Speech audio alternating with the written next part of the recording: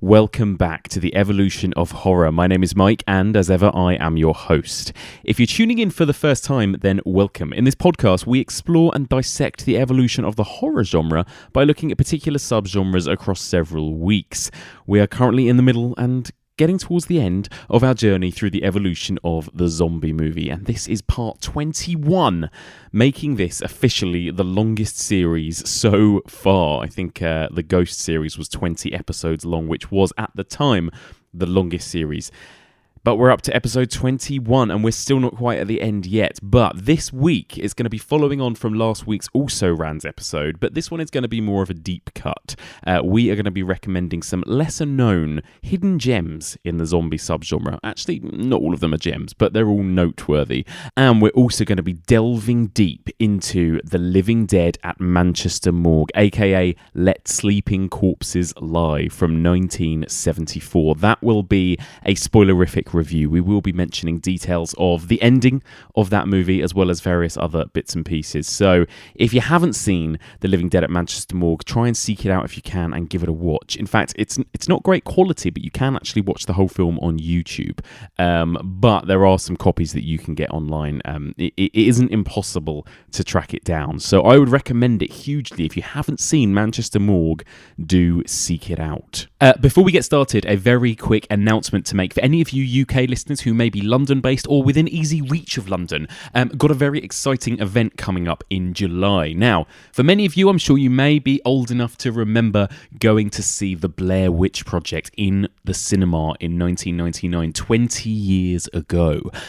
But there are, I'm sure, a huge chunk of you, myself included, that have never seen the classic horror movie, The Blair Witch Project, on the big screen before. Well, now is your chance. The movie is 20 years old this year, and it's actually being screened at the BFI South Bank on the big screen as part of Anna Bogutskaya's 90s season. Not only that, it's going to be introduced by yours truly. Yes, I will be there to introduce the movie before catching it with you guys on the big screen. It's going to be showing at the BFI on Tuesday, the 23rd of July at 8:30 p.m. If you are within easy reach of London, I would urge you guys to come and see the movie. It's going to be a great night, and maybe we could all go for some drinks in the bar afterwards. So if you want to come along, then simply go to the BFI website. That's bfi.org.uk and find the showing for the Blair Witch Project on the 23rd of July. I will also link to the ticket page in the show notes. Okay, well, time to introduce my guest then. I mean, there's literally nobody better, I think, to come here and talk about weird, obscure cult movies than this guy. He works in the film industry. He's a special effects artist, but he also co-hosts the Arrow Video podcast. So all of you Arrowheads out there are going to enjoy this particular chat. It is my great pleasure to welcome Dan Martin. Hello. Hello. So lovely to... It feels like it's been ages since we last chatted. It's been a while. You've been busy, haven't you? It's been a while, yeah. You've been doing some cool stuff. Tell us a little bit about, because you've just finished working on the new Brandon Cronenberg movie, right? Yeah, Possessor. That's so exciting. What can you tell us about it? It's going to be fucking awesome. I forget. Am I allowed to swear? You can swear as much as you like. Absolutely. You don't want to let me swear as much as I like.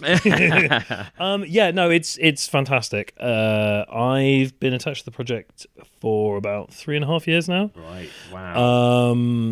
The first time I met I got a text message from Andy Stark, he of the Ben Wheatley films and In Fabric, Peter Strickland stuff, nice. That kind of thing, saying, Brandon Cronenberg is coming into town, would you like to meet him? So we met at the ICA in the bar, and we got on very well. And then I got sent the script, and it's one of the best I've ever read, which is always good. Yeah. And then there was some finance things, some potential financiers came in and wanted him to compromise some elements, and he not only stood his ground, but also put together some fantastic documentation as to why he shouldn't, from a commercial standpoint, have to change his ideals. And that took a little bit of time, but then we did some R&D in that period, and I made some little videos and I do some stuff and send him some things and get some feedback, and then suddenly it was all happening. So I was out in Toronto for a couple of months. Karim Hussein was photographing it and did an absolutely spectacular job. Really? I was, getting the rushes at the end of every day through this app that allows me to just go back and scroll through everything we've done. Closed set stuff not included, obviously. Yeah. And it was just a delight every day to see not just my stuff, being photographed so well, but just everything. The cast, Andrea Risborough and Chris Abbott play our two leads, and they are electric on camera. They're both so incredible. And watching them, the thing is, I get sent the rushes without sound, so I'm watching you can it all just back look. and getting it back mute. Yeah. So it's like being at Video Village without an earpiece, and it's just gorgeous. Like the whole thing looks beautiful. So exciting because it's been a while. Antiviral, wasn't it? Was his last movie? That was and quite his a few first years movie, ago. And his first his movie, directorial debut. Do you think he's gonna follow in the footsteps of? Because Antiviral had a bit of body horror, Cronenberg-ness. Is he gonna end up going in a similar direction to his dad? No, I think with Possessor, he's definitely like forging his own path. Yeah. Antiviral as a first feature, it's a great film, and I really, really like it. It's obviously part of the sort of like Famille Cronenberg. Yes. I think even though there are some small elements of body horror in Possessor, it's very much more his own film. I think he's finding his own voice, and it's just great. So yeah, it's going to be cut soon, and some of the posters being done here. Martin Pavey, who did the sound for In Fabric, and sound very important in Fabric. Burgundy. Yeah. But then also for everything from Kill List, Fields of England, Free Fire, all that stuff for Ben as well. So he's been Rook's guy for a long time, and he's doing Possessor. So Brandon's going to be over here mixing. So when can we? Maybe next year? Can we expect? Yeah, I think if we're lucky, it'll premiere at Sundance, but it's probably going to be Cannes next year. I think, so this time next year, basically. So yeah, this time next year. Awesome, very exciting. So we've been talking about zombie movies this series. What are your thoughts on the zombie subgenre? I'm guessing you're a fan of zombie movies. Yeah, I do really like zombie films. I think listening to your other guests. Yes, a lot of people are surprisingly not that keen on zombie movies. I think not to tell them their own opinions. Yeah. Which I am now going to do, obviously. I think it's very easy to think that because the majority of zombie films are bad, that you don't like zombie films. Yes. But the good ones are so good. You're right. That we all keep going back to the well. Yeah, that's so true. There's got to be a reason, right, for why there are so many zombie films always being made. It's because people will still go and see them. Yeah, because they're cheap. And because they're cheap. But because they must make a bit of money too, right? Well, absolutely. Yeah. I mean, obviously to some extent the cheapness helps because you spend a little and you make a bit and you get that's a good profit ratio. Yeah. But I think that actually because a good zombie movie is, or at least in the modern version of what a zombie movie is now, in the post-Romero zombie world, a good zombie movie is allegorical, and like a monster movie, like a good monster movie, like something like The Host, I think that it's almost by the by that it's a zombie film, and it's about the human condition or telling us something else, and the zombie stuff is kind of a backdrop for that, in the same way that consumerism was the backdrop for Dawn, and militarism was the backdrop for Day. Like these things are the zombie film uses the zombie as a tool rather than it just being about the zombie. As an aside, and I know that this isn't what we're talking about, have you been watching Black Summer?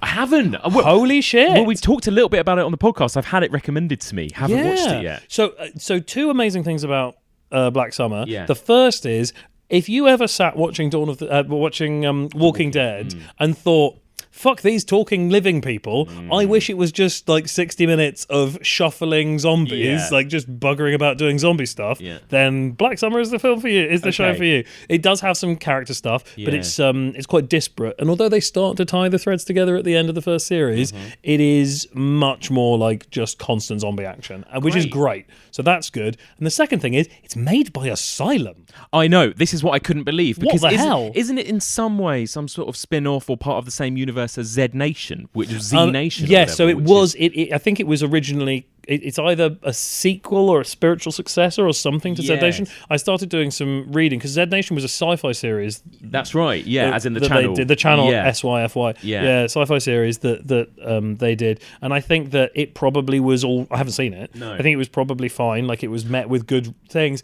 and then they were able to sort of jump ship and go over to Netflix. Yes. In the same way that Netflix pick up other stuff all the time. Whether it's Arrested Development or. And apparently, what I've heard is because Z Nation apparently is very silly and zombie action, but kind of cheap looking and asylum looking, I suppose, whereas Black Summer, by the sounds of it, has got a bit more money behind it. Yeah, I mean, I think it's more that they position themselves reasonably within what they can achieve. Yes. So there's still quite a bit of like digital muzzle flash and that kind of stuff, and especially towards the end of the first season when there's a lot of people running around with guns. Yeah. There's a lot of just, oh, that's a BB gun, and you've painted a single frame of muzzle flash on it. But the other thing is that actually it's like it's nice and bleak. Right. It doesn't fuck about with jokes. Yeah. It's just okay, good zombie stuff. That's good. And they kind of know what they're doing. And also, there's a lot of long single takes. Oh, okay. With there's some nice choreography. That's in there. good. Quite confident filmmaking. Yeah. I always think when people can do that. There's a moment in either the last or the penultimate episode where like they've got their hands on some guns,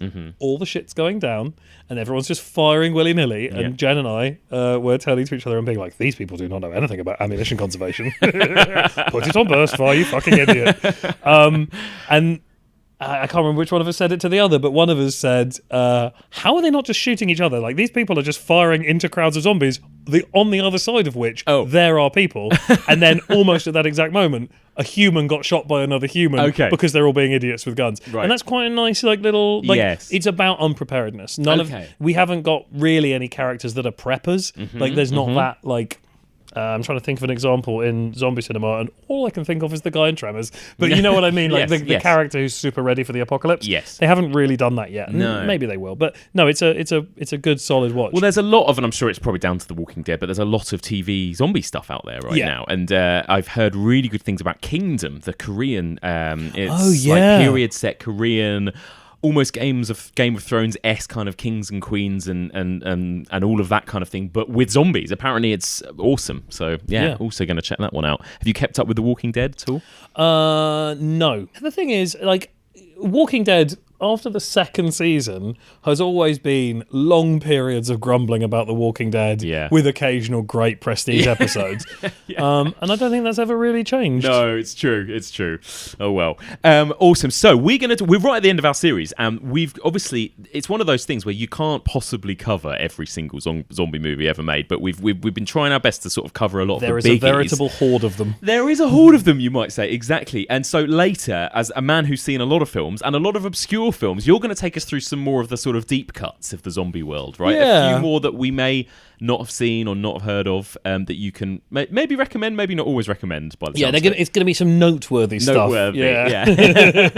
Excellent. Looking forward to it. But first of all, let's begin by talking about The Living Dead at Manchester Morgue, aka Let Sleeping Corpses Lie from 1974.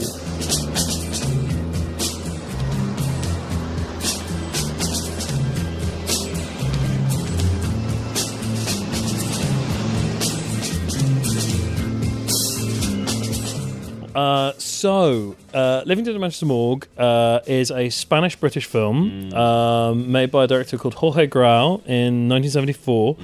And starring one of my favourites, Mr. Ray Lovelock. Oh my god, he's so brilliant in this as well. So good. A very angry hippie. He's so cross. He's just the crossest hippie. He's so cross. Ray Lovelock is an antiques dealer who is going up north to pick some stuff up. While he's going, he gets involved in a mild fender bender with a lady who he then agrees to drive somewhere. Yes. And on the way, they fall into the zone of affect of a new scientific pesticide which uses ultrasonic underground vibrations to trigger the primal brains of insects, sending them into a furious rage so they kill each other and don't destroy any crops. Yes. Unfortunately, turns out that the tiny spark of life left in the brain of a corpse, I think it has to be a relatively recently dead corpse. Yeah. The tiny spark of life left in the brain of a corpse is enough to be stimulated by this underground supersonic vibration, subsonic vibration, and we start getting some dead people sitting up and taking umbrage with the living. Exactly, so good. So I remember first, months and months ago when I said I was doing zombie films, you said straight away, "Can I do The Living Dead at Manchester Morgue?" So I take it you were a fan of this movie. Absolutely. Yeah. As we said earlier, the best zombie films are allegorical, and I think that one of the things I like about this is that it's sort of it's a little confused about what it wants to be an allegory for, because it's environmentalist very from from the get-go. From when you see shots of exhaust pipes in the opening like there's cooling stacks from power stations in the background and all that kind of stuff. But then there's also this other thread that is actually present in a lot of Grau's other films as well, and that's, I think, the thing that he can't shift. So this film was intended to be an environmentalist zombie film, but it's also you got to remember that this is during Franco in Spain, right? So there's a lot of political backdrop to Grau's cinema at this point. And it's very much about the distrust of authority in an aggressively authoritarian world. That's so and true. all the way through, the police do not have Lovelock's best interests at heart. No. All the way down to the spoiler-free description of the ending, where the last scene, which has Ray and the very, very cross police chief. Everyone's very cross in this film. So cross and on heroin. The heroin. But it's all about the fact that this is, like, if you look at other stuff, so when people talk about Grau doing genre films, they normally say that Grau directed 2 horror films, this and The Legend of Blood Castle, right? So The Legend of Blood Castle, which is a like a Bathory, like bloodletting for youth kind of thing, which is a great fun kind of Hammer-esque, like Castles of Europe. I want my skin to be beautiful and white, and the only thing that makes it work is peasant blood. Like, it's one of those movies, and it's very much about the separation between the aristocrats and the poor, and the abuse of power in a relationship like that, and that's part of it. But what the film people don't talk about, or don't know about, I don't know, is Cotta de Casa, his post-Franco, as he started to lean further right in his later life, which is interesting for someone who was pushing so hard against the right. But what's interesting is that he moves into a libertarian sphere. So the libertarians, who tend to try and position themselves as left-wing, are actually much more right-wing. And it's because it all comes from a distrust in government and this sort of like proto-anarchist, we are the best to govern ourselves. It moves from pushing back against an oppressive government to not liking the idea of government at all. Which then leads into idea of the inefficacy of the police force, even when they're doing good, the problems in the judicial system, the fact that, like, it basically turns the focus of your ire away from the government to the bleeding heart liberal. And that started to be where Grau went later in life. Cotta de Casa, which is a deeply unpleasant film, it's worth looking at. It's a home invasion horror. And there's one shot in it that is just, it's very possibly the most unpleasant thing I've ever seen in a film. It's fucking astonishing. So I don't recommend it lightly. I saw it at the French Institute at one of the old Eurofests years and years back, and it took me ages to track it down to see again.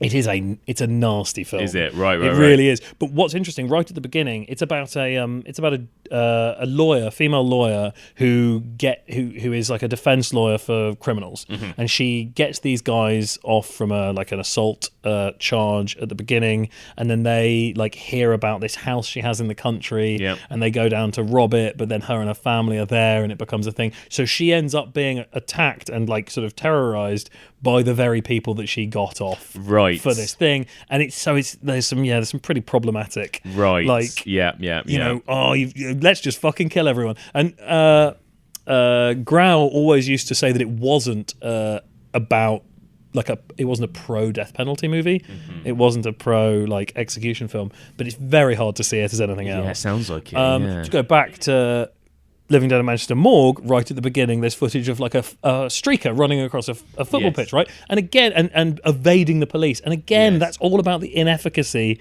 of the people that are meant to be controlling us and the fact that they don't have a grip on us. It doesn't work. Which is an interesting pushback from someone who was unable to film in Spain because the fascists were so heavily controlling of cinema. Interesting. Wow. Okay. Well, so there you go. There's part of the reason that I love Living Dead in Manchester Morgue. It's great. It's so good. And I think it's an interesting time as well, because really the zombies subgenre as a thing that we now think of as the zombie subgenre kind of wasn't really a thing yet. I mean, really, we'd had Night of the Living Dead, but we hadn't yet had Dawn and all of these other slew of it's early zombie. doors. Very early doors, isn't it? It's one of the first ones to sort of start to embrace Romero's version of what zombies are. Yes. I mean, it's very heavily borrowing from Night, Yeah, isn't of it? course. Yeah. Yeah, I mean, I think that one of the things I'll talk about in the second half when we're talking about all these other movies is the transition of zombies from the sort of white zombie, I walk with a zombie, like voodoo thing zombie, yeah. into the later form, the post-Romero form. And yeah, I think what Grau was doing some really interesting stuff with the it's the idea that these are primitive brains that are being affected. So it's the dead, but it's also babies, which is great. That scene in the hospital, that's a chilling image. It's amazing. Yeah. Do you think they killed the baby, or do you think they sedate the baby? Because I think they killed the baby. I thought they killed the baby, right? Yeah. So these the for our listeners who maybe haven't seen it, the same sonic vibrations that are affecting and resurrecting the dead and sending them into the rage that it was intended to send the insects into is also having that same effect on babies. Yes. And there's a scene in a maternity ward, because the morgue that is in the title is connected to a hospital. And so we have some scenes in that hospital, and one of those scenes is this astonishingly powerful scene where a baby just loses its fucking mind, and gets given a lethal injection by a nurse. And it kind of knows when to be quite nasty, this film, in that regard, because actually it's quite fun and frothy at the beginning, and I was really laughing out loud rewatching it today, just at how cross the main character of George is at the beginning, and the way he treats that poor Edna, is it? Yeah. The way he treats poor Edna when he's just a prick. He's horrible, isn't he? Are you going to Windermere? Not into the town exactly. Nearby. Well, you'll take me there just the same, won't you? It's the least you could do, right? I'll drive. I mean, we don't want to go all the way in reverse, do we? Actually, you'll be doing me a favour. You see, I've driven all the way from London, and I do feel a little tired. Then go to sleep. But it's very funny and quite light, and then there are some moments like that when I was like, fucking hell, it's creepy and uncanny. And there's some, there's kind of gothic. There is a kind of bit of a Hammer vibe, obviously, because it's so British, isn't it? There's also something about it reminded me a little bit of, I think it's the sound design, the sort of noises that you hear when a kind of zombie is nearby. It's kind of like weird pulsating kind of, it reminded me a bit of something like Whistle and I'll Come to You, or that kind of sound design, of that kind of warped, slow down sound effects.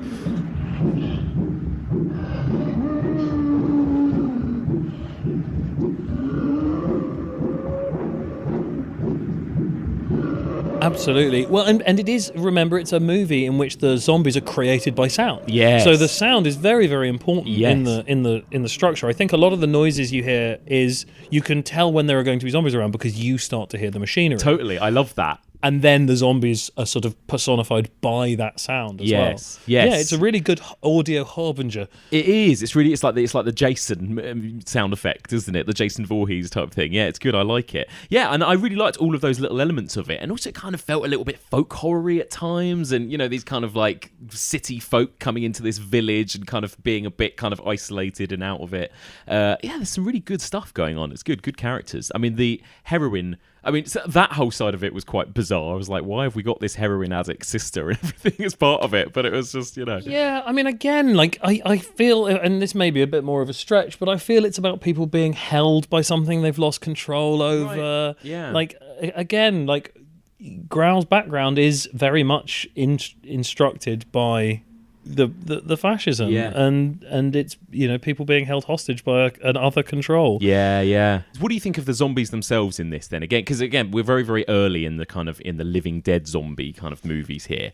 They reminded me a bit of Frankenstein Monster, the way they move. Yeah, I mean, well, ultimately Frankenstein's monster is kind of a zombie. He's just a science zombie rather than a... But it's a reanimated corpse kind of stumbling about. Exactly. Yeah, I mean, we're pre the heavy brows of day. And this is much more akin to the sort of let's paint them grey of Dawn. Yes. But I think there's some pretty good stuff.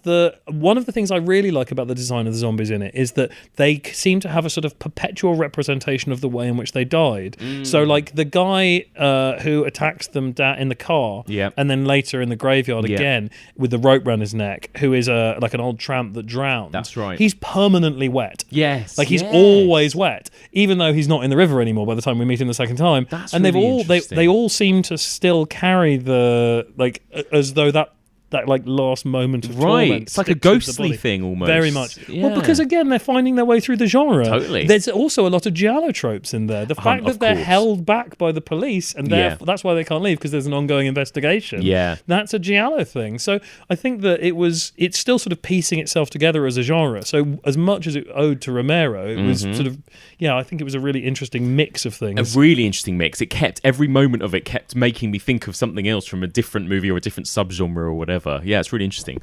So how British do you think this film is? Because I find that really interesting. Because obviously it's got, in one of its titles at least, it's got Manchester in the title. It's very much set in England. It's made by a Spanish director. What do you think of it in that regard? And some of it was shot in England, yes. and then some of it was shot in studios back in Spain. Exactly. It's a really interesting balance, isn't it? Yeah, I'd be interested to know if Ray ever was like, guys, this road sign is deeply inaccurate.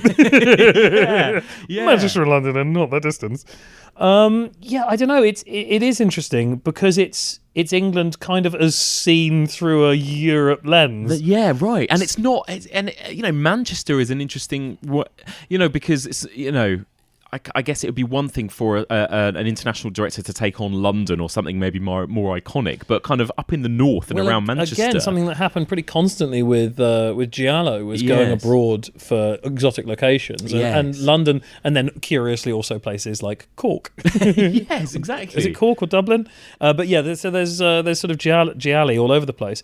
I think Manchester was just not London. That was the reason they chose Manchester, because it's like, greener than London. And he's got to move out to nature to discover this existential threat of modernity encroaching on the like when he's driving up, he passes like trash and dead birds and all that kind of stuff, and it's like, this is the overspill. This is London. This is modern civilization progress, quote unquote, spilling out into the countryside, fucking destroying everything. You got to remember that it's a pesticide that causes all of this. It is humans interfering with nature, and that's what creates all the problems. And it's great, and I love the setting and the countryside and the locations. It's shot in kind of Peak District and around there, I believe, isn't it? Kind of up there.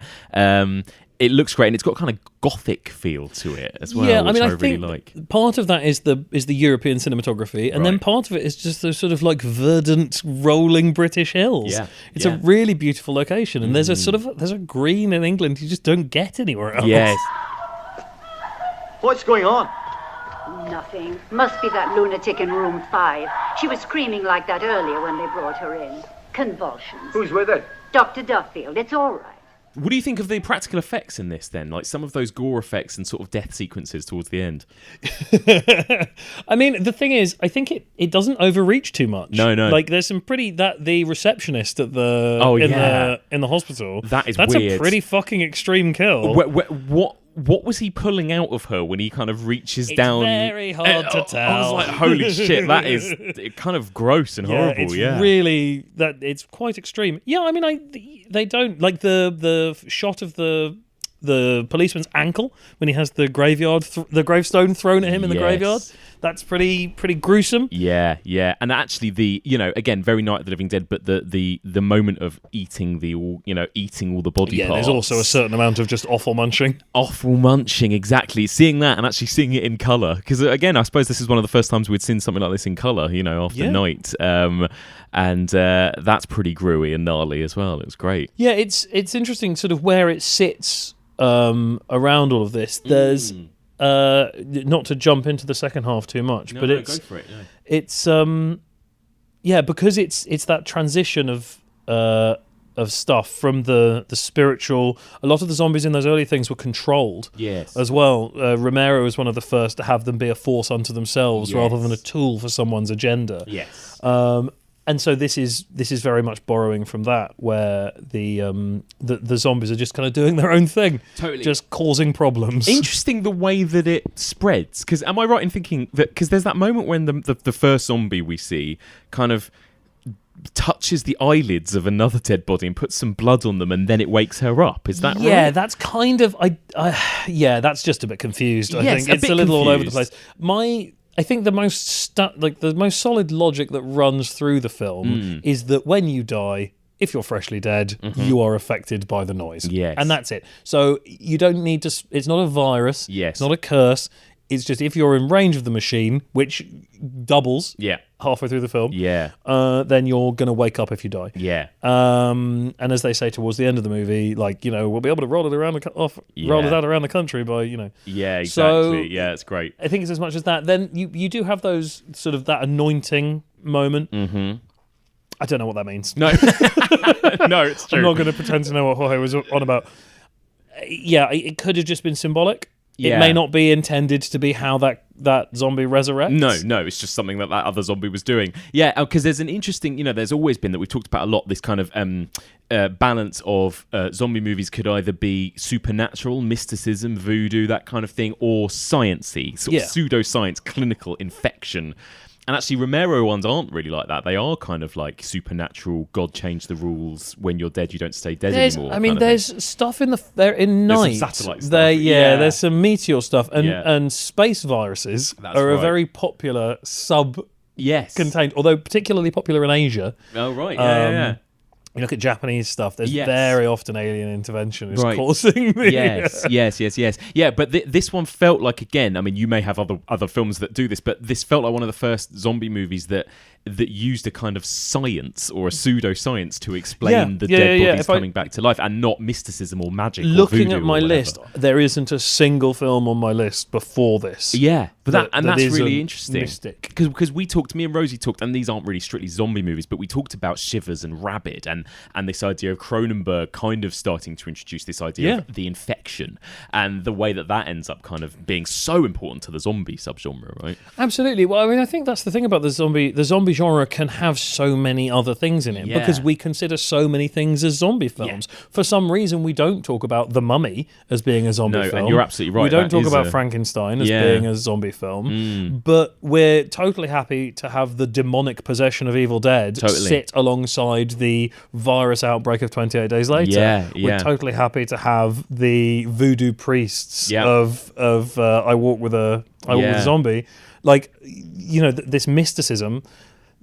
Yeah, they for some reason that all counts as the same thing. Yeah, totally. But then we have these outliers that we're like, well, because Friday the 13th, arguably part 6 onwards. 6 onwards, yeah. But then maybe even part 2, 3, and 4 as well are basically zombie movies. Yeah, but it's like a special extra strong magic one-off zombie that doesn't spread the disease. Yes. So it's got its own rules. But then again, like as we go through my list later, you'll see that they took a long time to find those rules, and also we're constantly changing them. You remember the fucking massive fuss everyone made when zombies started moving fast? Oh my god! Oh, you're getting it wrong. I know. It is really interesting. I think one of the things we talked about at the very beginning was, you get films with quote unquote zombies in them, but then you'll also get zombie films, and they're not always necessarily the same thing, especially if you only take zombie to be what they originally were, the kind of voodoo stuff. But yeah, you're totally right. Movies like Pontypool and stuff, I mean, has that got anything to do with zombies whatsoever? But we consider it a zombie film. Exactly. Of course, my if I had done more than one, my second choice would have been one that you have already covered, which is Serpent in the Rainbow, which I adore as a film. That feels like a lovely throwback to the old school zombies. Yeah, absolutely. Yeah. I was at the Overlook Festival recently in New Orleans, and I was lucky enough, Jen and I made some time to go to the Voodoo Museum while we were out there, and there was a nice little bit in there about the origin of the zombie myth and all that kind of stuff. And at the end of this, like, there was one of those placards with some information on it, and at the very bottom of it, it said, "For more information on zombies, check out the excellent book Serpent in the Rainbow by Wade Davis." Amazing. There you go. It really is an authority. It's a really great film, but again, almost... Of course, it's about zombies, but it doesn't feel like a zombie film in the way that we all think of a zombie film. Yeah, but it's early doors zombies. Yes, and no one really thinks of those as zombie films anymore. So yeah, it is a fascinating thing, and I really like where, like you said, Manchester more kind of sits within this history and this evolution. It's a turning point. I think Romero hadn't realised what he was doing when he made Night of the Living Dead. He made a great film. Yeah. But he himself says, the race relation stuff was accidental. Yes. Like, there's loads and loads of things that now we consider so important and pivotal in that movie that were luck or circumstance. Yeah.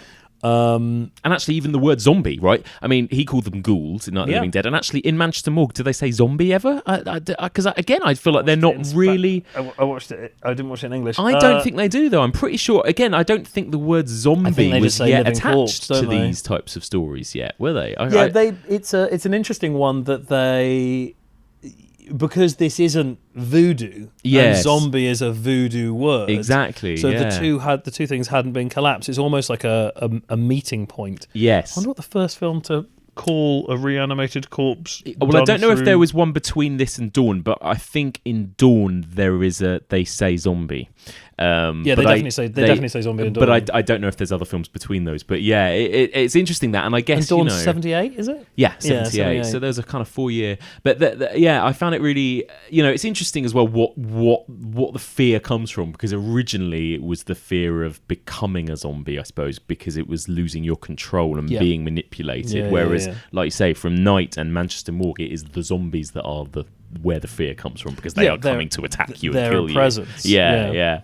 And they, like in Night, they use weapons in this as well. Like, they can open doors, they can pick things up. Because even those kind of basic things, you don't see zombies really doing that anymore. Wielding weapons. Everyone got very excited about Bub using a handgun in Day of the Dead. But you go back to, like, Burial Ground Nights of Terror, and there's zombies giving each other a leg up so they can reach a woman's neck with a scythe. Like, they're literally, like, they do, like, a little human pyramid so that they can... Amazing. They throw nails into her hands, so her hands are stuck in a windowsill. Oh, my God. And then they get a big scythe, and one of them gives the other one a leg up, and they hook it over her head, and they decapitate her through a first-floor window. Well, there you go, you see. Well, yeah, because actually, even in Night, look at the little girl with the trowel stabbing her mother, because, again, that's not really, what we see a lot of zombies do these days. So, and we've got a lot of that in Manchester Morgue. It felt like, these zombies were quite they had a lot of agency in a way. Well, I think they're still the same people they were before they died. There's still a lot of that sort of character, whereas they are now, the version of zombies is like the best you'll get to indicate who they were before they died is them still being in uniform. Whether it's the clown from Day or whatever. Totally. Let's talk briefly then, and people can skip this next 10-15 minutes if they don't want to hear the ending, but I just want to ask you again about the ending and what you were saying about the police and the way that they're portrayed in this, and that again, quite a trait with zombie movies, quite a kind of nihilistic ending in some ways. It's interesting because it is both a nihilistic ending and a hooray, like comeuppance for because who is the bad guy in this situation? Is it the zombie who's just doing what science has made him do? Exactly. Or is it the policeman oppressing the art dealer, the antique dealer? Yeah, exactly. Oppressing the antique. It is definitely the policeman, though, isn't it? Yeah, he's an utter prick all the way through. I mean, everyone in this is a prick. But yes, it's true. And again, zombies, it feels like a real trait. The kind of the humans are worse than the monsters. It's always the thing, isn't it? Well, again, going back to Walking Dead or whatever, that's really made a thing of it. Like, there are whole seasons where it's like, zombies are by the by. Oh, totally. Just, it's this fucker with a baseball bat. Yeah, exactly. Yeah, exactly. Yeah. And, I always think of Rhodes and Day of the Dead and those types of characters, the most kind of heinous, despicable characters. And again, maybe, do you think they were deliberately drawing on Night again with the way that the police just kind of shoot our heroes at the end? I mean, it's a great down ending. And you're hearing Romero talk about the initial down ending for Dawn and him changing his mind and saying, you know what, actually, I think we need a positive ending for this one. But that's right at the tail end of the 70s. The 70s was a very bleak decade. And like such a good decade for film. Oh, just as a result, absolutely fantastic. Yeah. I just recorded an episode of the Arrow podcast with Nora from Arrow. And we were talking about the difference between the 60s and the 70s tonally, and because we were talking about Herschel Gordon Lewis and how he starts out like Blood Feast is 61. Yeah, you slowly move through, and by the end of his like prolific career, obviously he was still involved in films later on. He's in the 70s, and his stuff obviously got grimier and more and more mean spirited. And that's the big difference. Like the 60s was all about hope and freedom and excitement, and the 70s was all about that didn't fucking work. No, and it's just that distrust in everyone, in authority and everything. And like you say, obviously with what was going on in Spain at the time, and there was just a lot of that, isn't there? Like no hope, no one to turn to, no one who can save you. Exactly. Idea. And that's it. Like he's at the beginning when Lovelock's sort of like exasperatedly giving a lift, he's very much like, oh, for fuck's sake. Yeah.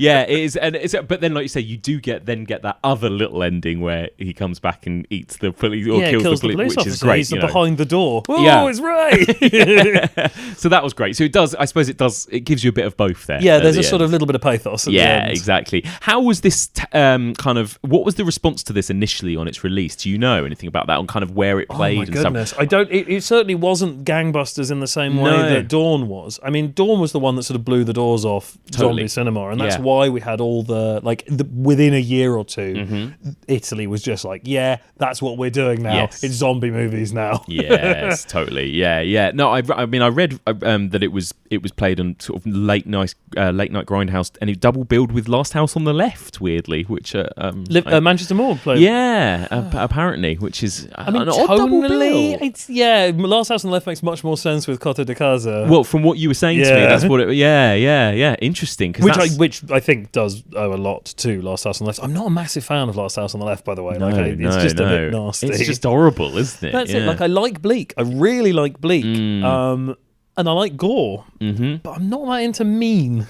I agree. There's another film we talked about recently. We were doing about video nasties. That other one. Have you seen that one? House on the Edge of the Park or House on the Side? Fucking hell, yeah. Like, House those on the Edge types the of Park. that's like that got up. It's the same actor as Last House on the Left. Yes, isn't it is. It's David Hess. And, David Hess. And his sort of like AP Yes. dancey sidekick is Yes. Giovanna Lamberta Radice it's from kind of- Cannibal Ferox. Exactly. And, City of the Living Dead. It's a kind of home invasion-y type Yeah. thing. But yeah, those types of movies, Home they're invasion movies are always extra horrible. not horrible. Yeah. Well, but I think part of that is because they don't rely on the supernatural, and you tend to be in your home when you watch them, so it Yes. feels very close, very Yes. like immediate. Yeah, definitely. And then on top of the fact that because it isn't supernatural, immediately a lot of horror stuff is off the table, and they tend to fall into the rather nasty and tacky tropes that go with person-on-person violence, Yes. which often, if it's male on female, goes to a particularly unpleasant place. Exactly, and that's not necessarily, I think, what a lot of I don't think that's what horror fans always want. There's an audience for it. Obviously, there is an audience for it. It doesn't feel the same to me as horror, in the traditional sense. Well, okay, that's the so thing. not to start the whole genre divide Yeah. debate again, but for me, the division has always been supernatural versus. Horror's almost like a secondary tag. Yes, Like you get thrillers and you Yeah. get sci-fi, and both of them can be horror, Yes. but they're very separate. Yes. And but like a pure horror, that has to be supernatural. Do you think though? But what about The Wicker Man? Or there's a lot of horror movies about people doing horrible things to each other. I'd say obviously the term folk horror has horror in it, and that is now what is attached to the Wicker Man.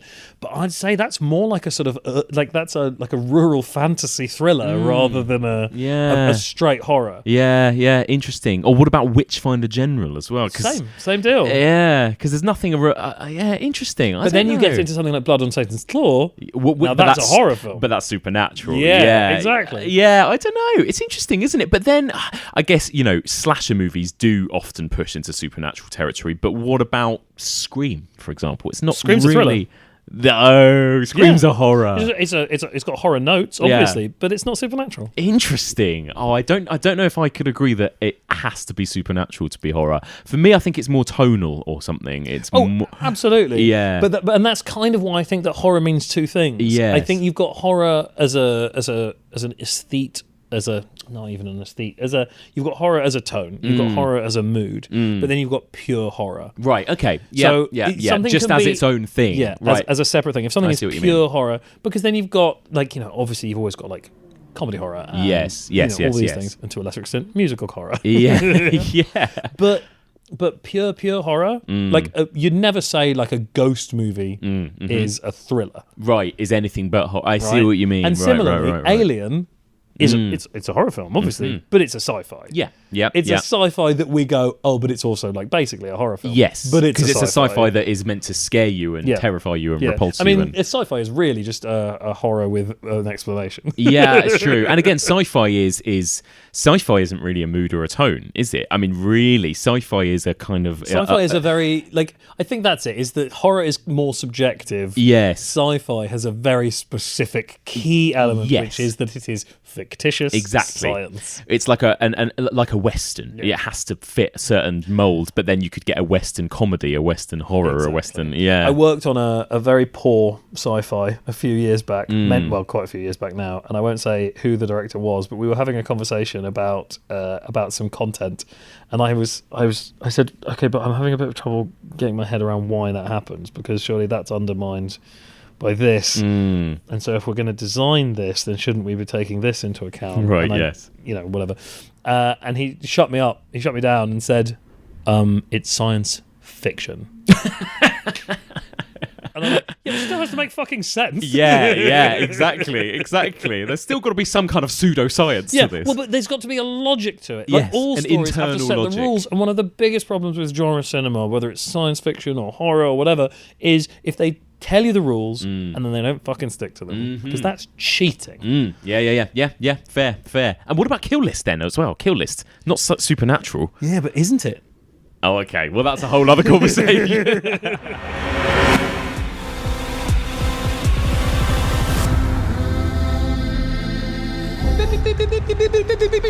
Everywhere you look, people are hooked on the things!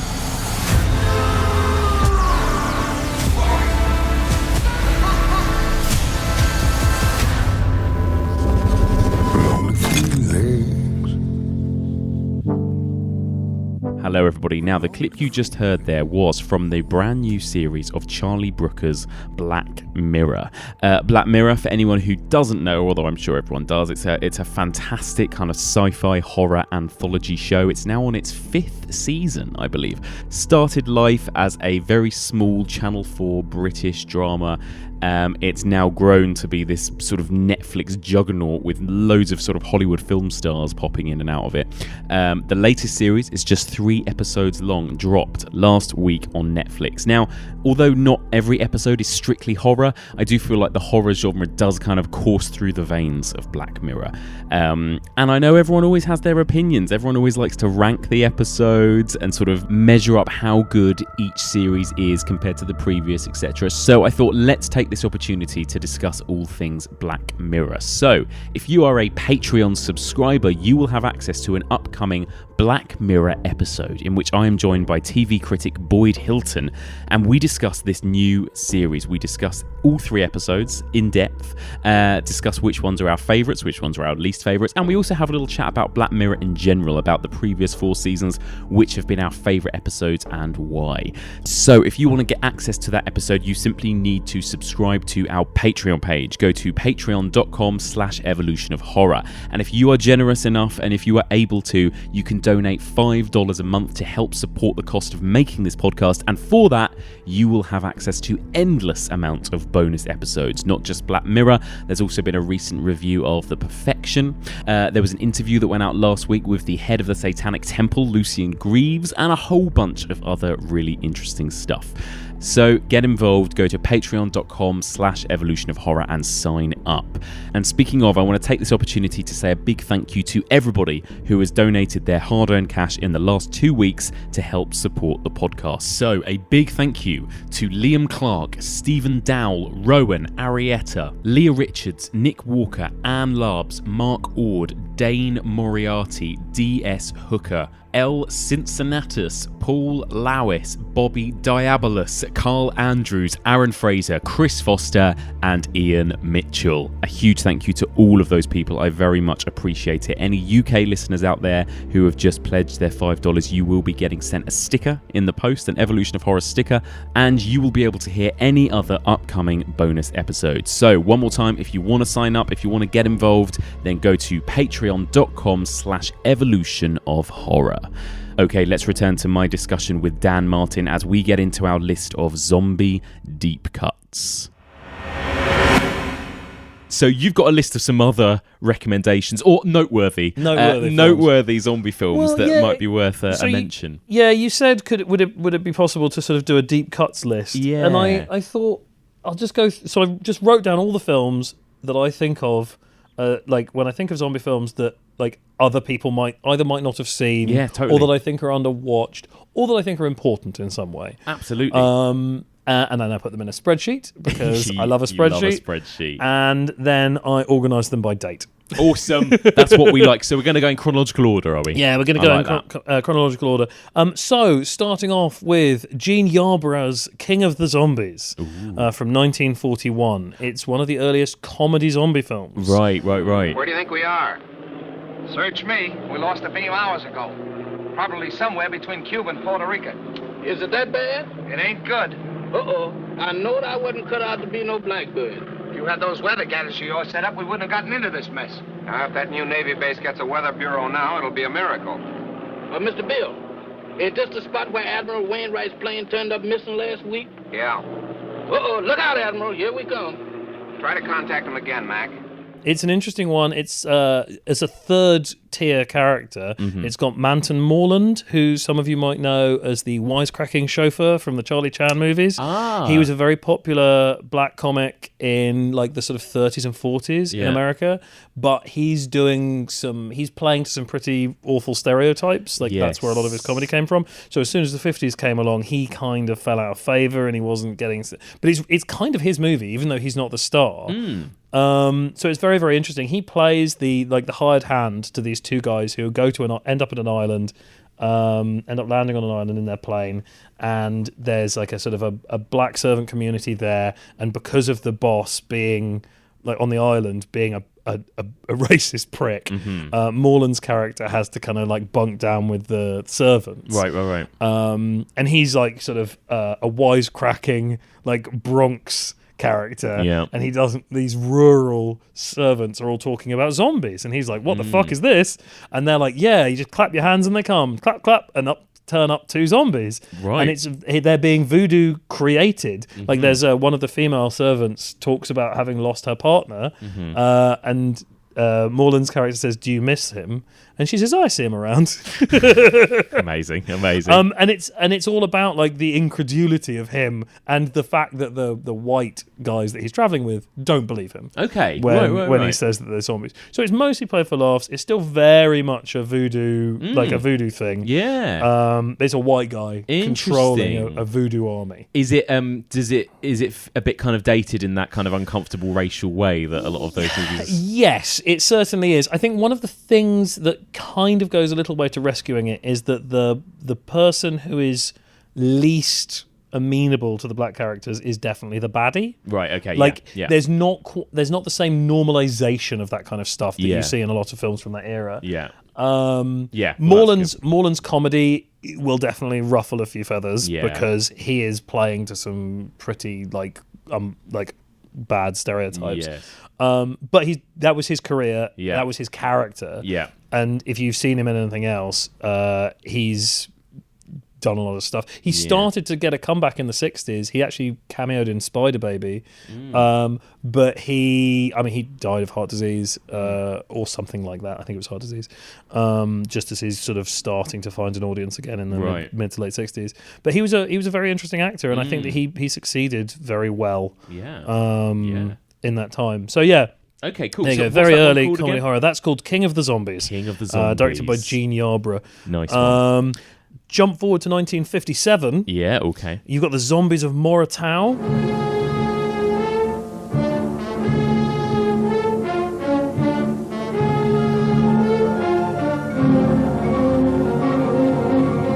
They're cursed zombies in this one. So still voodoo elements, but they're not being controlled by anyone. They are responding to a curse. In this case, there's a sort of Lost Treasure of the Sierra Madre style. Right. It's a ship full of diamonds that's gone down, and they were dug up. They were dug up from the island, and they're stolen resources, basically. Nice. And there's an amazing scene in the film where they get to the island. The people who are going to go and get these diamonds, they're the latest in a long line of treasure hunters, and they get to the island and they're driving along, and they just hit a zombie. And the driver's like, "Don't worry about it, it's a zombie." Nothing much has changed in this part of Africa, Miss Jan. Not in 10 years. Not in 50 years.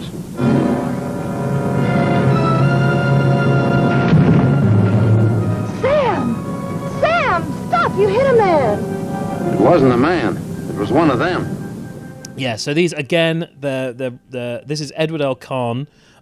who directed Voodoo Woman, which is another one I'll mention a little bit later on. Also worth checking out, did a film called The Four Skulls of Jonathan Drake, which is a Central American curse movie, but has some fantastic floating skulls terrifying a man. Excellent. It's some slightly like shambly, slow zombies. They're just kind of there to cause trouble, and they don't want you to take the diamonds. There's a good scene where the lady of the house is like, come and look at all these graves.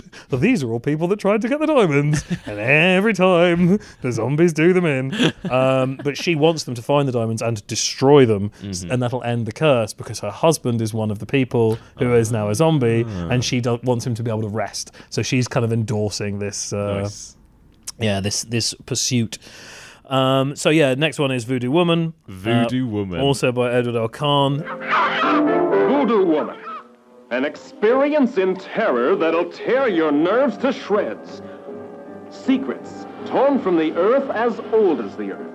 Combining voodoo witchery with the most advanced of medical sciences.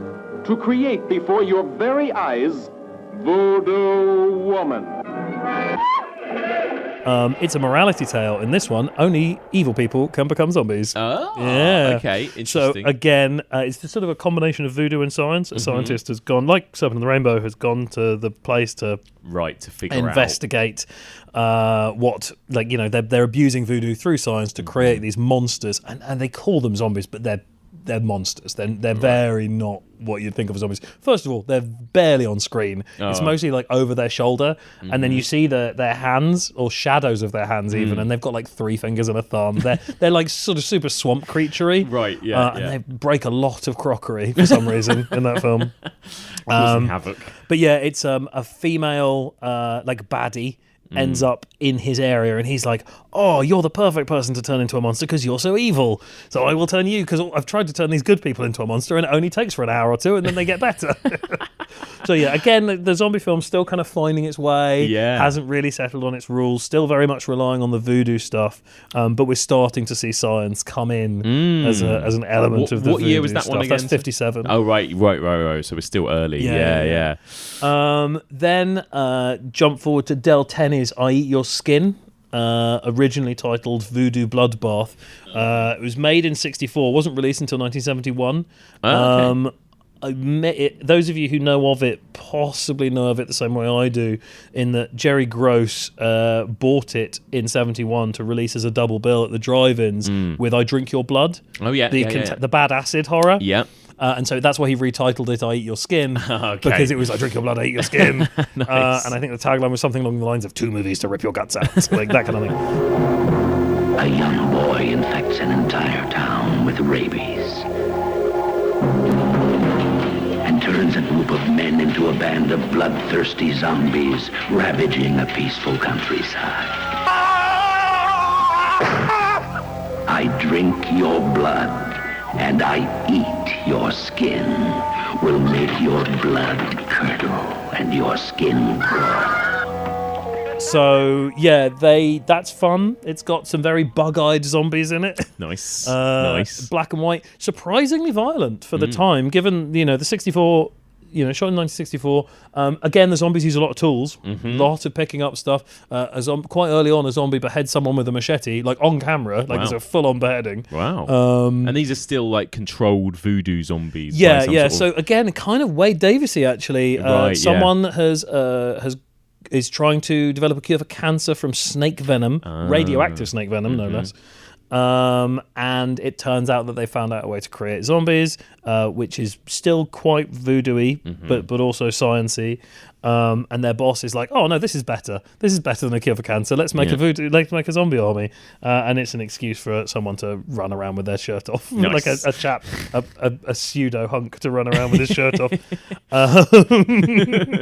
It's very silly. Excellent. Del Tenney also did Curse of the Living Corpse, which I mentioned to you before we started recording, which is I think it's Roy Scheider's first leading role, a very early film role for him. And that's sort of a zombie film, but in the same way that we're talking about Frankenstein, sort of a zombie film. The Mummy is sort of a zombie film. like a physical form ghost, basically. Supposedly, maybe it's a mystery. Okay, right. Knocking off family members in a sort of 10 Little Indians at a will reading kind of setup. That sounds good. It's got a fun, ridiculous ending. Yeah, excellent. I like that. Then jump forwards a full decade to Sugar Hill. Do you know Sugar Hill? No. Or The Zombies of Sugar Hill? No. It's the only blaxploitation zombie movie. Oh, right. Well worth a look. Interesting. Blood is red. Voodoo is blue. Sugar is sweet. Revenge is sweeter. I'm passing sentence.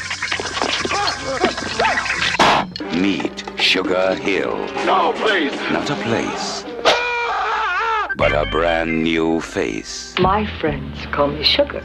The foxiest, Looking for anything special?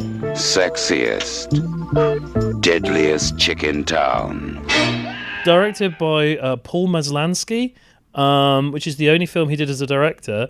But as a producer, his first film was Castle of the Living Dead. Oh, yeah. Although he would later go on to produce all of the Police Academy movies. Brilliant. But it's classic era blaxploitation.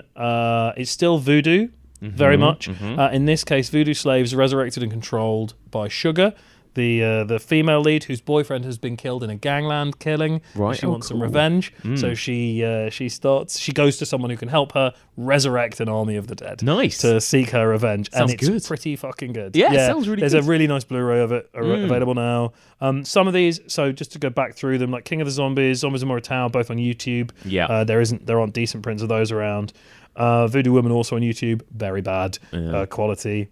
I Eat Your Skin has just been released as a nice double disc with I Drink Your Blood by Grindhouse releasing. That's a really nice disc, and actually that's got like 2 or 3 more films as extra features, like sort of drive-in B movie features as well, which are worth checking out.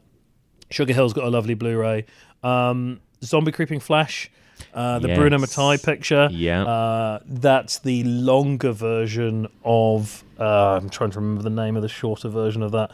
But again, I think back in the day when I was sort of hunting these things out the first time around, it was the Australian VHS was the only way of getting the really long version. Not really worth it. But that's from 1980, and again, like not as successful as something like Zombie Flesh Eaters, obviously, but that's indicative of the explosion of Euro zombie stuff. We were right in the thick of it here. Yeah, exactly.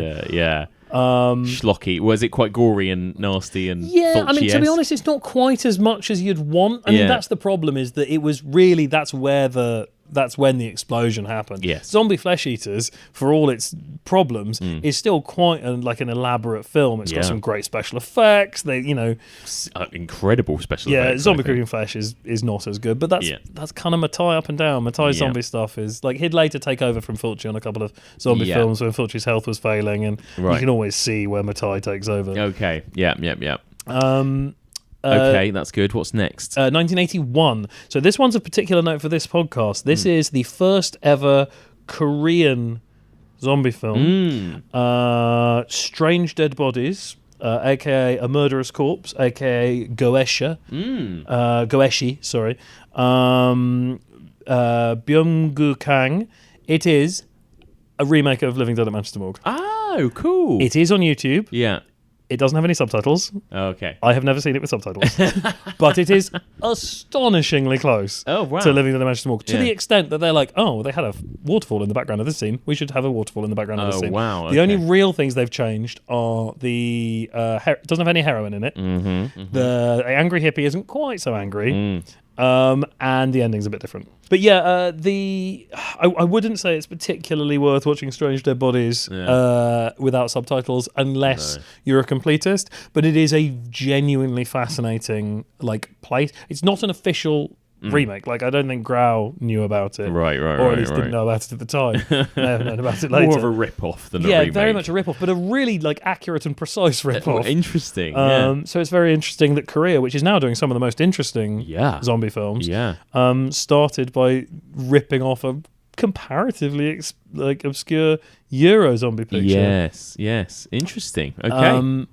That just reminds me as well, when you said about the waterfall, another thing that was interesting in Manchester Morgue is that they don't show up on they don't show up in pictures, the zombies, right? Is that again, like, okay, so although we haven't got to it quite yet, there's a lot of there's a lot of sort of collapsing of vampire and zombie stuff. Yes, they kind of crossed over a lot in the early days. Well, actually, even look at I Am Legend, the book and the film, but I Am Legend being such a big inspiration for Romero and Night of the Living Dead, and there's always that kind of weird crossover because they're vampires in I Am Legend, but obviously they're kind of treated as zombies now in films and everything. But yeah, seems like there's always kind of been that crossover. Yeah, I've realised that one of the films I've gone past the film. I should have already said, but I hadn't written the date in, so I just put it at the bottom of the spreadsheet. Interesting. Which is Zombies on Broadway, which is an early zombie comedy as well, with a sort of Laurel and Hardy rip-off duo being sent out to the islands to pick up a zombie because a gangster has promised some people a zombie. What can I do for you? Well, you see, we're looking for an old... Ouch! An old ouch? No, you see, we're scientists and we're entering a new field of research, and we thought maybe you could help us. Well, what field is it, gentlemen? Zombies. Zombies? Uh-huh. Zombies. Wow. At a live show. But yeah, that's definitely worth checking out. That's quite fun. Zombies on Broadway. Next up, also 1981, Zombie Lake. We better face the fact that zombies have declared war. Our fate's now in our own hands. We must find a way to safeguard our town from the mad, murdering zombies. We are not powerless. We must act. Zombie Lake was written by Jess Franco. It was going to be directed by Jess Franco. Yeah. Jess Franco just disappeared. So they're like, oh, well, we've got a whole movie to make and we've got people here ready to make it, but we haven't got a director. So in comes Jean Rollin.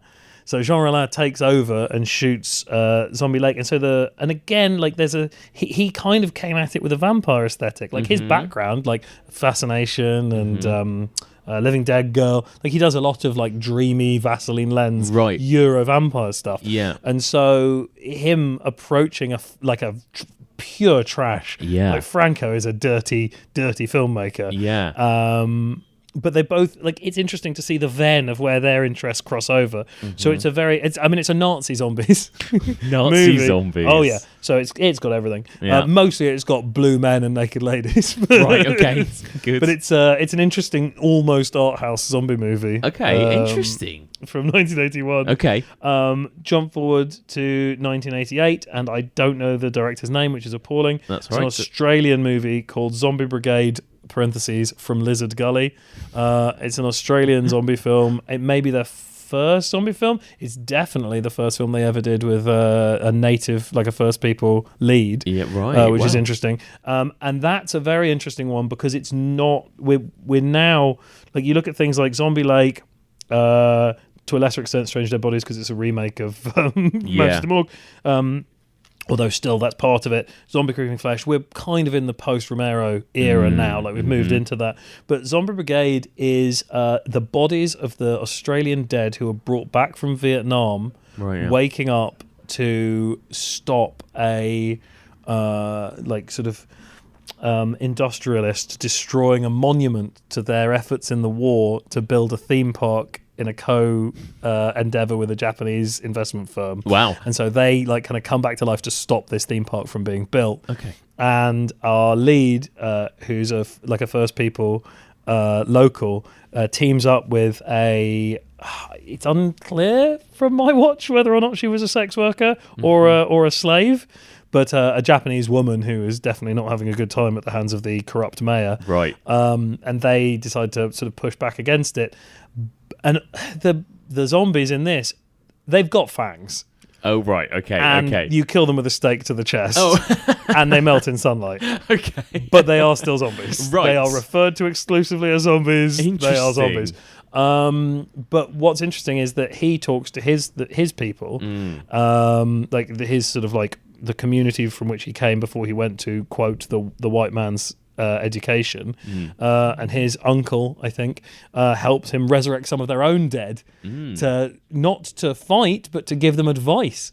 Okay. So they seek advice from... Now, the thing to remember is that this is a very cheaply and amateurishly made film. Okay. The special effects are garbage. Okay. It's not a particularly good watch, right, but it's a very interesting film. And again, like a lot of the films on here, or some of the films on here, are on the list really just because they're the first film from that community, Sure. Okay. from that country or that culture. Whereas you jump forward to something like 1991, 3 years later, you got The Living Dead in Tokyo Bay, otherwise known as Battlegirl Tokyo Crisis Wars.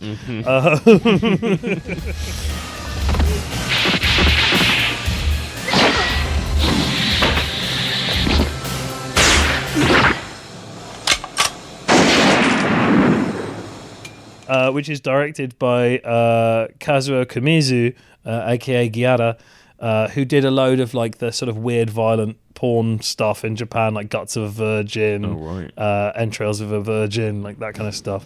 But that is a meteorite from space, lands in Tokyo Bay, releases a virus that creates the zombie invasion. Okay. And that's, again, it's a little on the cheap side. That's quite a lot of fun though. Yeah. Pretty mad. And that's a good early entry point into the Japanese zombie film. So Japan has a whole other relationship with zombie films, and we're going to get into, there's going to be a lot more Asian stuff going through this list now. The next one on the list is from 1999, and that's Wild Zero. You ever see Wild Zero? No, I think I've heard you mention this title before. I've not seen it. Yeah, no. So Wild Zero, the band Guitar Wolf, who are the self-proclaimed loudest band in the world, decided they wanted to be in a zombie movie. And so Tetsuro Takeuchi, who directed some music videos for them and that kind of stuff. Not another feature, to my knowledge. Directed Wild Zero, which is a tremendous fun film. It's got more to do with Brain Dead than any other zombie film, although obviously it refers to Romero, but it's just constant dismemberment.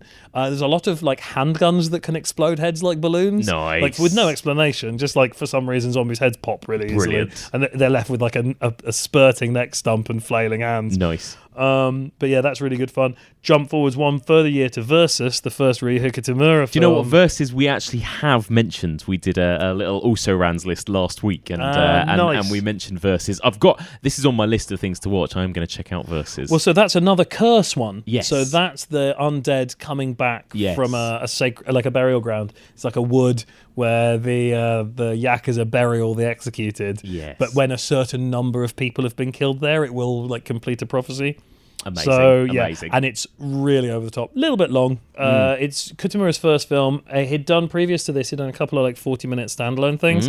One of my favourite of which is called Heat After Dark, which is basically this but without zombies. Which is a load of like, it's just a big shootout in an abandoned, I think it's an abandoned school. Right. It's like just 50 minutes of gunplay. Okay. Yeah. And this is the same but with zombies and also swords and bazookas. Brilliant. But it's really over the top cinematography. If you know his other stuff, he went on to do stuff like Azumi. You saw that? Yeah. And then like Midnight Meat Train. Yeah. He's quite a sort of like a flamboyant director, and this is very much an intro to that. But it's pure zombie stuff. It's really good fun. Fantastic. Another Japanese one from 2001, Stacy. You heard of Stacy? No. 私はね、多分あと1週間もしたら死んで、それからステイシーになるのね。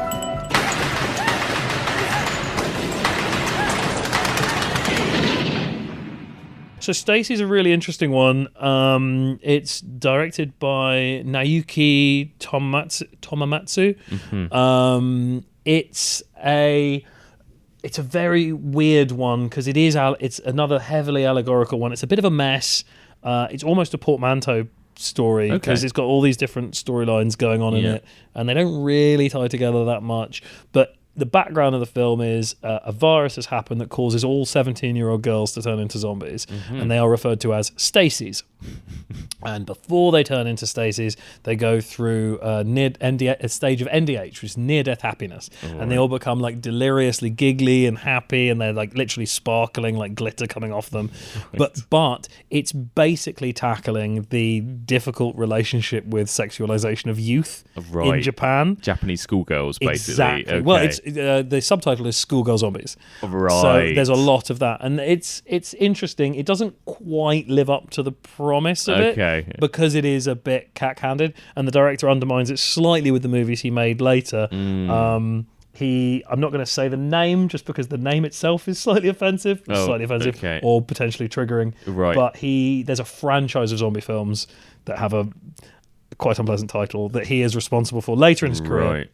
But it's about like slow decline narrative, so things like iZombie: A Chronicle of Pain, and that kind of stuff, like about the deterioration of the body. Right. But then also like but then also it tries to be a bit of a comedy in places. Like they have a thing called the Romero Rekill Unit is the police department that is sent out to like deal with the Stacys. It's pretty cack-handed, but it's definitely interesting, and it's definitely one of the more like bolder allegorical choices to come out of Japanese it sounds cinema. interesting. Same year, however, Happiness of the Katakuris. なんで俺たちのペンションで死ぬんだ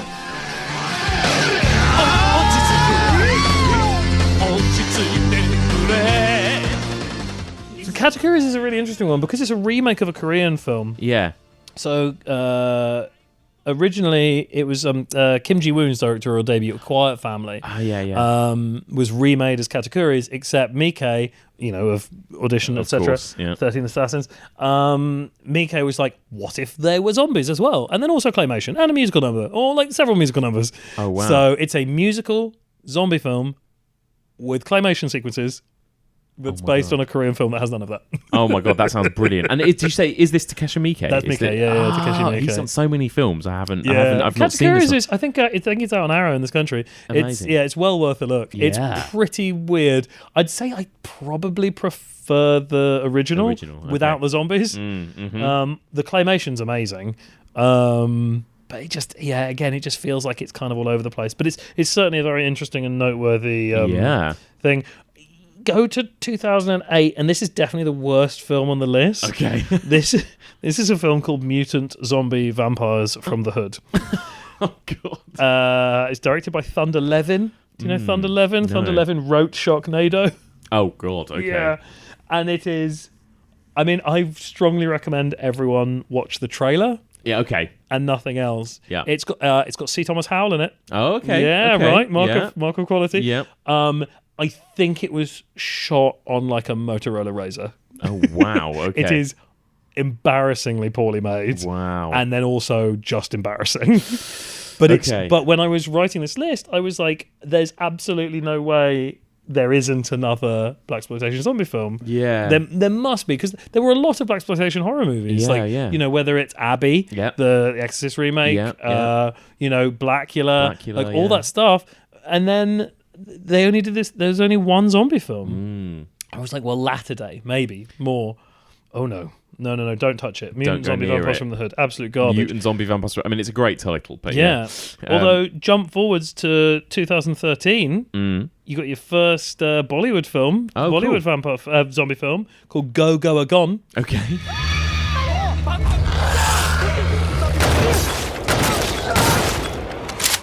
I kill dead people.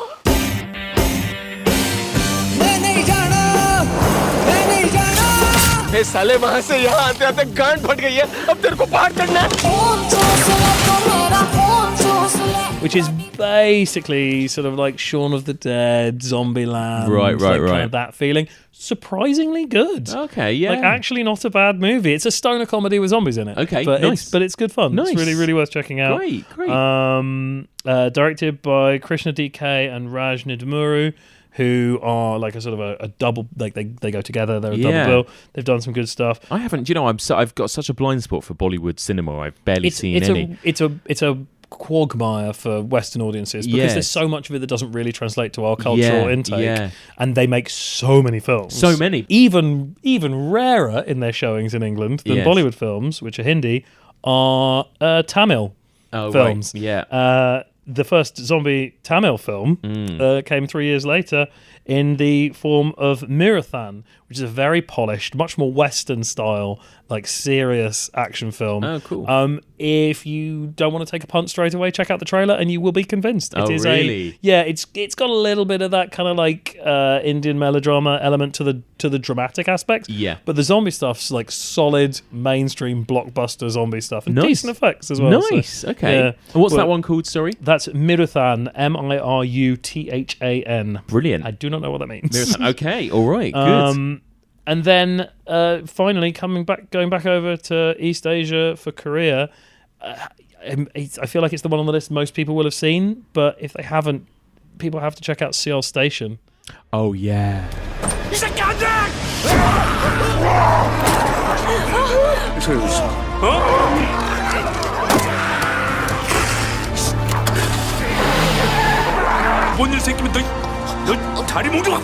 So good. Well, next week we're finishing the series with Train to Busan. Yeah, okay, so it'll get mentioned. It'll get mentioned, but what I mean, just briefly, you're a fan of this? Oh, absolutely. Yeah. I mean, the thing is, so I really like Train to Busan. I heard a rumor about an alternate ending.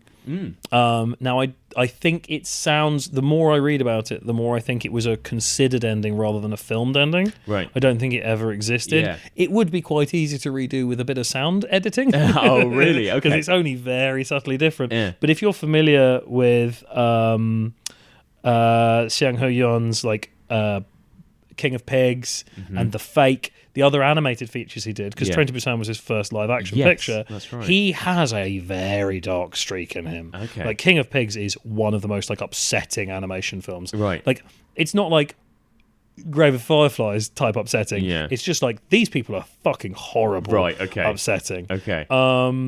And Fake is similarly deeply, deeply upsetting. Okay. And Seoul is just so bleak. It's so wretched, and I loved it. I'm watching it. It just made me wish for some changes to Train to Busan. I really, really enjoyed Train to Busan. Yeah, but Train to Busan isn't actually that bleak, really. It's quite with a romp. with a little tweak. Yeah, with a little tweak. It pulls at the heartstrings at times. It's sad in that regard at times, but it's not nasty or bleak in any way. It doesn't feel. Are you going to be spoilerific on your next episode? We are going to be on Train to Busan. Yeah, we are. Yeah. Can I talk about the ending to Train to Busan now? Of course, go for it. If you haven't seen Train to Busan, skip the next 5 minutes. But you don't even need 5 minutes. Yeah. They get shot in the tunnel in the alternate version. Well, do you know, I remember watching it for the first time and I thought, that is what's going to happen. Because it's such a zombie thing. Like we talked about with Manchester Morgue, I thought, oh, this is going to be how it ends. The thing is, I can't remember where I heard about it, and I don't know for certain that it's real. Right. So maybe not. It definitely feels on brand. It does. It kind of does. Yeah, For Sang-ho, like that's kind of much more his speed. If right. you, like, look at his other films. Although then he went on to do is it telekinesis, the Netflix picture he did, right. I haven't which seen is that. quite fun. Yeah, okay. Like I really enjoyed it. It's got some really fucking brutal stuff in the first act. Nice. Like there's a really like what the fuck are you doing? Like murder of a main character quite early on, which is a motivator for the other characters. Yeah, but it's got some really good stuff in it. It's nice. a bit silly and frothy in other places. But yeah. It's a good picture. It's worth checking out. Awesome. So that's the final one on your list? list? That's it. That's the last one on the list up to 2016. That is great. Well, what we'll do is I'll post on Letterboxd a list of every single one of those films you mentioned, so people can go back and look at them again. I'll email you my spreadsheet. Yeah, please do. That's awesome. What an excellent list. So I'm going to ask you, aside from this list, it doesn't have to be one from this, but just in general, what is your favourite zombie movie? It's Living Dead at Manchester Morgue. Is it? Yeah, so this is your favourite? I genuinely love it so much. Excellent. I love Ray Lovelock. Yeah. I love the environment and the scenery. Yeah. I love the sound design is so good. Yeah. It's Do you think, we've had so many zombie movies, especially over the last sort of 5-10 years. Do you think that we need to reach a break, an end to zombies? Do you think there's still life left in this subgenre? I mean, like a zombie, you're never going to get rid of it. Yeah. I don't know. Like, I think the thing is, anytime something is popular and takes the public imagination, you're going to get a whole load of dreck trying to cash in on it. It happens with everything. Yeah. And in all the subgenres from the past that we liked, whether it's giallo or spaghetti westerns or anything like that, then it always happens. It does. And then it goes away, and then people make more good ones again. And then it comes back. Exactly. And I do think that what's good about the zombie film is that it's quite broad, right? A zombie in itself is so blank. It's such a blank slate. It's like there's so much you can do with zombies. Yeah, and then like we were saying, it actually covers a huge amount of stuff. Have you done Evil Dead? Yeah, we did do Evil Dead. And again, I haven't heard that. A lot of people very much in disagreement over Twitter that it is a zombie movie, and of course it isn't really. Well, they say it's Deadites. It's Deadites. It's Dead, and of course it is different. But there's a lot of just filmy zombie tropes in that. I would say, in terms of the friends getting turned and having to kill them and dismember them to get rid of them, and people coming out of graves and all of that kind of stuff. And there's a lot of kind of traits. But yeah, exactly. So that there is a lot of scope. You can go quite broad with, and you can. And there's been. I feel like I've seen something. I've seen a newish one relatively recently that I really enjoyed, and I'm struggling to remember what it was. But I might just be in my miasma of making that list. The last, have you seen? Well, I guess technically it's not really a zombie movie, but have you seen One Cut of the Dead? I really, really liked One Cut of the Dead. I loved it as well. Technically, there's no actual zombies in it, right? But that's a great film. It's a film within a film, and I find it a really good. It's a really interesting comment about the fact that yes, zombie movies are very cheap to make, and that's why anyone can think they can pick up a camera and make a zombie movie with their mates, right? Yeah, it's an interesting one. I think there will be a few people who don't sit through the first bit. That is a problem, and we're going to talk about this next week, actually, alongside Train to Busan. But that is, I've read about it. A lot of people walked out in the first half hour just thinking it was a really shit zombie movie, Have you seen The Dead Don't Die yet? No, have you? No, I tried to get to it at Cannes, but I wasn't able to make it line up. Yeah. I really want to. I'm really looking forward to that. Yeah, that's it.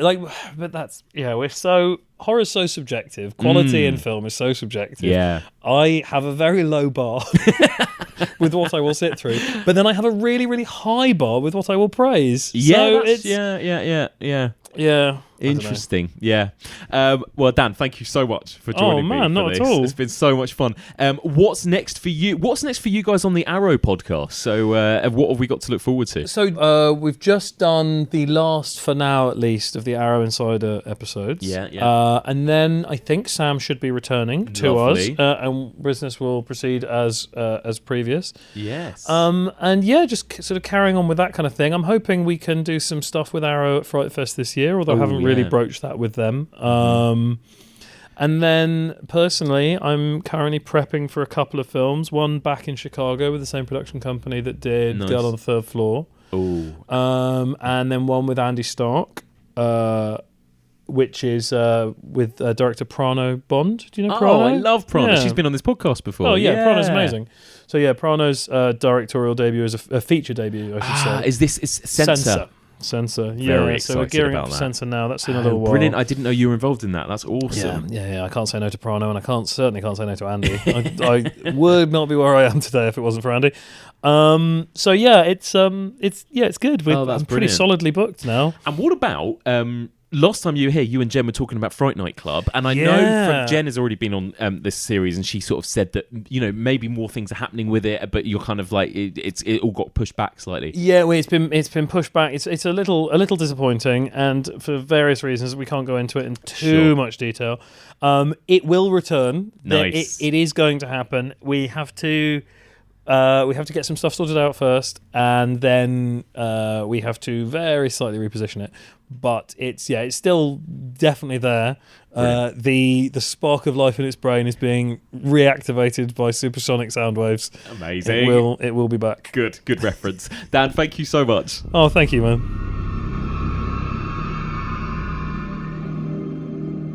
And that's it for this week. Thank you so much for listening, and a big thank you to my amazing guest, Dan Martin. I never cease to be shocked at just how many films Dan Martin has seen, and how many film titles, and how much movie trivia he manages to keep inside his brain. How does he do it? How does he remember stuff like that? Dan, how do you do it? I don't know. I hope that one day I can be as knowledgeable and cine-literate as Dan Martin is. So, what did you think of this week's episode? Are there any of those movies that you've seen you'd like to recommend, or any others that we didn't mention that maybe you'd like to recommend?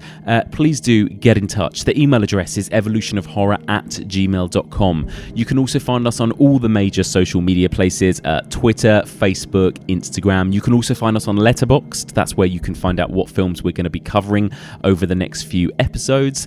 And there's a discussion group. There's the Evolution of Horror discussion group. That's where you can go and chat to other fellow listeners about the horror genre, about whatever you like, and that group can be found on Facebook. If you want to pick up a t-shirt, an Evolution of Horror t-shirt, there are still a handful left. Some incredible ones designed by Mike Lee Graham, but also some other ones with the Evolution of Horror logo on. Go to evolutionofhorror.com/shop. You can also find all previous episodes and seasons of the podcast on that website, evolutionofhorror.com. So please do get involved. There's a whole back catalogue of great stuff to listen to.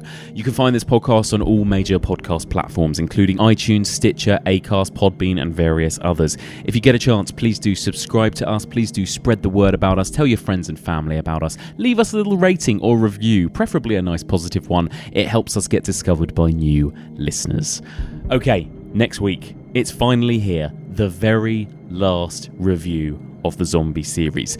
Now, we've mentioned what must be nearly 100, if not over 100 zombie movies. We've done everything from White Zombie in 1931 all the way through to movies like Overlord that came out last year. But you may notice there are two very notable zombie movies from the last couple of years that we haven't yet mentioned. It did get brought up this week in my discussion with Dan Martin, so you may know what it is. Next week, I'm going to be joined by the brilliant artist Mike Lee Graham, and we are going to be discussing two very recent, very brilliant Asian zombie movies. We're going to be talking about Train to Busan from 2016 and One Cut of the Dead from 2019. Both films absolutely incredible, and I can think of no two films better to round off the zombie series with than these two. Join us next week for all of this and more on the evolution of horror.